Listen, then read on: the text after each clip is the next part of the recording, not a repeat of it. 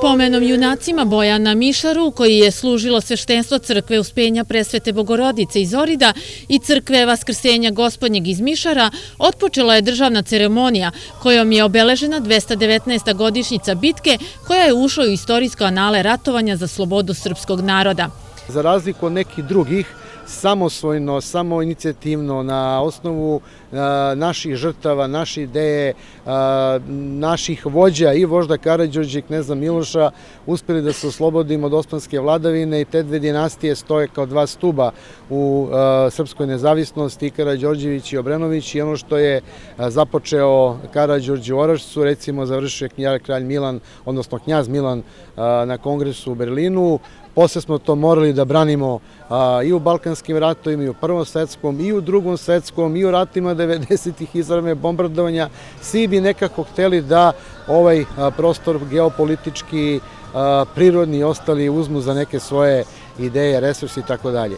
Ova ideja borbe na Mišaru i velike pobede nije samo epska, dakle ona je istorijska, ona je značajna, mi pričamo o istorijskim činjenicama, pričamo o velikom broju, dakle turska vojska je brojila negde oko 30.000 vojnika, Karađorđeva negde oko 15, dakle nadmoćnija brojčano, tehnički možda opremljenija, ali ono srce koje je kucalo mišarskim junacima i Karađorđu je donelo tu najznačajniju pobedu koju je posle narodni pesnik stavio u pesmu i koja jasno kaže: niti ide kulin kapetane, niti ide, niti ćete doći. Rani sina, pa spremaj na vojsku, Srbija se umirit ne može.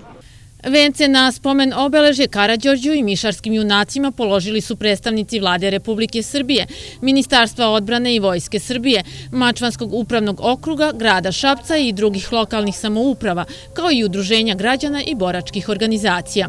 Sloga među Srbima jeste nešto što doprinosi kvalitetu srpske države, nezavisnosti srpske države. Mi to imamo i treba da sačuvamo u budućnosti.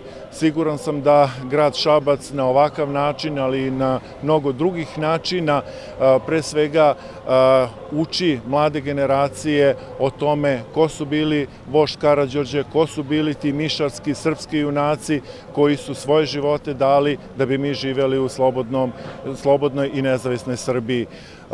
Takođe, mi mišarsku priču pričamo i kroz muzej na Mišaru i siguran sam da stalnom postavkom sa vraćanjem vremena koje je bilo pre 2 veka jednostavno pokušavamo da današnjoj deci kažemo da je tada bilo vreme oružja, da je danas vreme diplomatije, da je danas vreme znanja, prosperiteta i na drugačiji način čuvanja svega onoga što smo dobili u amanet od Karađorđa i mišarskih junaka. Na Mišarskom polju daleke 1806. godine, 13. avgusta, Karađorđe i ustanici Mačve, Pocerine i Posavo-Tamnave nadjačali su daleko brojniju i nadmoćniju tursku vojsku. Sulejman Paša Skopljak imao je više od 40.000 vojnika, Karađorđe 5 puta manje, a od oružja 3 topa i samo 1 haubicu. Mišar pamti, ne zaboravlja.